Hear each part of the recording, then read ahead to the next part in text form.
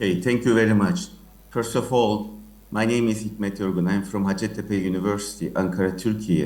And then I would like to thank the organization committee for their kind invitation to give me the opportunity to share our experience regarding the ablation of biatrial tachycardias. And I would like to say my apologies because of an urgent health condition. I am not there in person, but I hope I will tell the topic in the next 15 minutes regarding the biatrial tachycardias. And first of all, the classification of biatrial tachycardias in this seminal paper by Kitamura and colleagues, the biatrial tachycardia reentrant circuit is evaluated in three types, and then using in type 1 the both tricuspid and mitral annulus. In the second one, of course, the septal side with mitral one. And in the third type, the septal side is involved. And the biatrial tachycardia types are generally in the scope of these subclassifications. When we go to the diagnosis, how we diagnose biatrial tachycardias, when are we suspicious? First of all, we have to evaluate the activation maps. And when we look at the activation of single atrium, sometimes you cannot see the whole cycle in the reentrant maps. And then you have to have an idea about the right atrium. And then in such patients, when both atriums are evaluated, as you see here, you have an idea regarding the whole cycle, the whole circuit of the atrial tachycardia that may involve both atriums. And of course, entrainment is the gold standard technique. And when we have a post-pacing interval minus tachycycle length of less than 30 milliseconds, then we have the chance to diagnose biatrial tachycardias by entraining from different parts of both atrium. And how should we evaluate the activation maps? First of all, activation map of both atrium is needed. And then, as I will touch the topic in the upcoming slides, epicardial mapping helps very much because most of the connections having role in biatrial tachycardias are using the epicardial side. And then in some cases also in activation maps, you may have a pseudofocal activation, a centrifugal pattern, and then in these patients, the reentrant maps and histograms may help, as well as the EGM characteristics to understand whether this is the real focal or a pseudofocal using the epicardial side. So the evaluation of application maps helps very much. And when we looked at the mechanisms of biatrial tachycardia, so we know that this is a rare form of macro reentrant AT, and it is mainly due to the electrical obstacle on the anteroseptal left atrium, and primarily from the prior ablation lesions on the anterior wall as an anterior line, as you see in the right upper end of the slide, and less commonly it's due to de novo scar, and especially in patients with a history of open heart surgery, corrected transposition, and previous, of course, AFAT ablation, we have then more chance of biatrial tachycardias. As you see in the right inferior part, because of the block in the anteroseptal part, the circuit uses as a slow pathway the Bachmann side or the septopulmonary side, and then in the inferior connections are kept, so this may cause a reentrant pattern in these patients. So this is a patient with then biatrial tachycardia. You see that there is previous ablation lesions in the anterior wall, and when both the right and left atrium activation maps are together, we see the jump from in the Bachmann side from the left atrial anteroseptal superior part to the right side.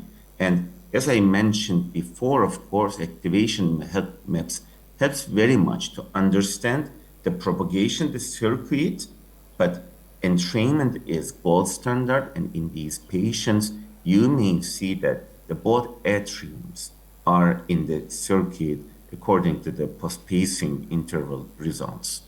An important point after diagnosis of biatrial tachycardias are where to target for ablation.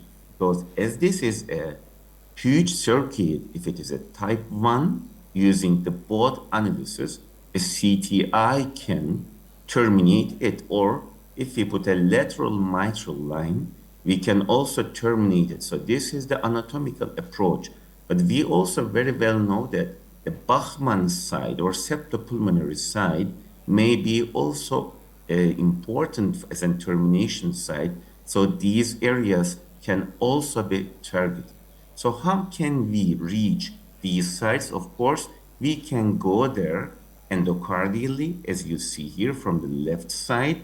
When you do a long duration ablation there, we may terminate the tachycardia, or we can target this site from the right atrium, and then when we go for a long duration ablation just from the opposite side of the left insertion side, you can also terminate the biatrial tachycardias endocardially, compatible with the Bachmann side. But in several patients, we are not successful to terminate the tachycardia endocardially. So an epicardial approach may be needed. So CS and ligament of Marshall, of course, is an anatomical approach. And of course, an epicardial Bachmann bundle ablation also may help, as you see in the movie. Then epicardial, when we go there, when we reach there out, and when we ablate just from the epicardial side of the Bachmann or septopulmonary, then we can terminate the tachycardia for in biatrial tachycardias.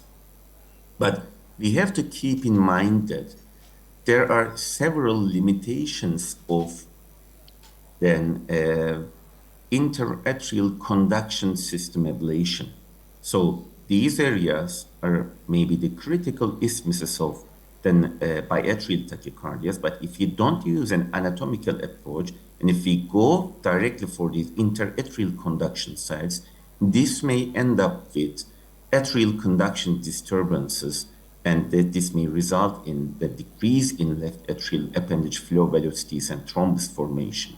And of course, if we do more ablation in the septal side, especially in the right side, we may end up with AV block. So targeting the interatrial conduction system has several limitations. An important point to be touched is epicardial connections are very important to sustain the biatrial tachycardias. It's not an endostructure, but also epicardial fibers are important in maintenance of the circuit. As you see, the Bachmann bundle, septopulmonary bundle, ligament of Marshall, and especially in the right pulmonary veins, the posterior wall, CS connections are important to sustain biatrial tachycardias. And different from the first slide that categorized the atrial tachycardias into 3 types, in this very nice paper by Lay and colleagues that published in PACE in 2023, there are several different types of biatrial then tachycardias, atrial tachycardias, using different epicardial connections are seen. So they are not only around the tricuspid and mitral annulus and not using the septum only, but as you see in the C and D one, these can be from the posterior wall, they can use the CS connections, so there are different subtypes of biatrial tachycardias. An important study also published in EuroPace in 2023 is outcomes of different ablation strategies, because targeting anatomical isthmuses is, let's say, less risky than the operators are much more familiar. But when we look to the outcomes of anatomical isthmus ablation and interatrial connection ablations, they are more or less similar. But we have more than impaired, of course, interatrial conduction if we target these conduction sites. So the ablation outcomes are similar, but we have to keep in mind that if we target the bundles, there may be then atrial conduction disturbances. So I would like to go through some cases in the rest of my presentation that to share our experience in such cases. As you see, this is a 63-year-old female patient with previous PVI plus anterior line presenting with atrial tachycardia. As you see here in the voltage map in the anterior wall, there seems to be a lesion set previously, and then globally when we look, the left atrium is not very scurry, and this is the re-entrant map of the endocardium. And this is there seems to be a figure of 8 there. And this is the propagation black and white pattern that using the both atriums and the blue line seen in the right atrium superior vena cava junction, just opposite to the Bachmann side, very well demonstrates the post-pacing interval that is in the circuit. So by definition, this is a type 2 biatrial tachycardia. And in this patient, ablation from endocardium is not successful, and we were not able to terminate the tachycardia. And then in the same procedure, we decided to go for epicardial mapping and ablation. And you see here the AGD grid catheter just in the transverse sinus. And these are the signals that we had during sinus rhythm just after termination of atrial tachycardia when we touched there with the grid catheter.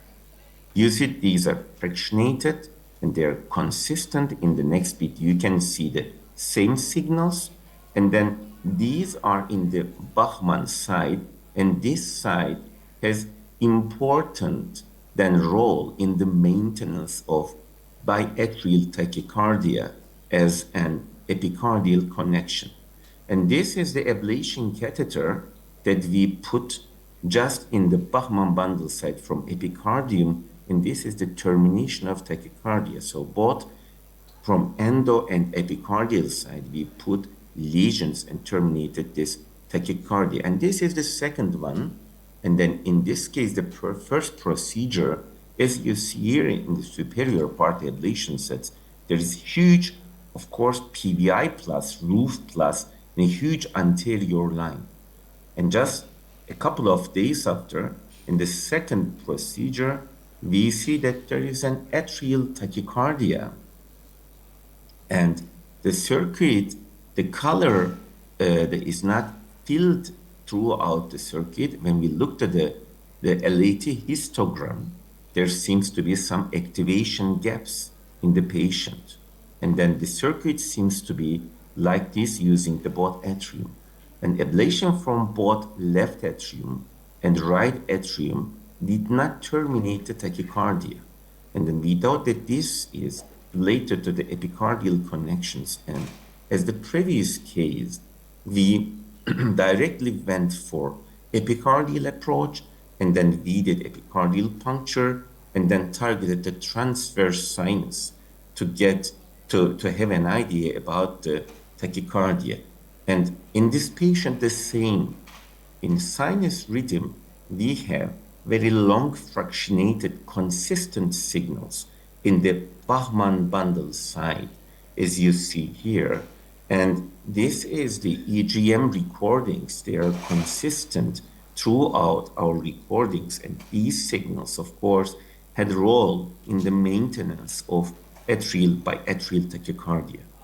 And an important point to emphasize is not only in epicardial side, but mainly in the endocardial side in some patients, the sinus rhythm EGM characteristics also may give you an idea about the critical isthmus of atrial tachycardia. So what we do is, like in ventricular tachycardia, we do atrial isochronal late activation mapping, and then have an idea about the critical isthmus of presumed atrial tachycardia in patients with atrial scar.